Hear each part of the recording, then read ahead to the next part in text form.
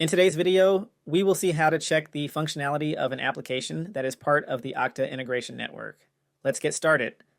The Okta Integration Network is a catalog of integrations that an enterprise can use to give their workforce easy access to the technology they need. The Okta Integration Network can be accessed from the Okta Admin dashboard. Click on the Applications menu, then click on the Browse App Catalog button in order to open the list of available applications. You can use the filters from the left side to look for an application based on your requirements, or you can just use the search bar. Once the application's found, click on it to access the application's details. If you scroll down, you will see the functionality section. This is where you can find the capabilities of this specific app. You can see the type of single sign-on that can be used and if the application can use provisioning. To configure the application, scroll up and click on the Add Integration button to start configuring. Thank you for watching. If you found this video useful, we encourage you to like and subscribe to stay up to date with our latest help resources.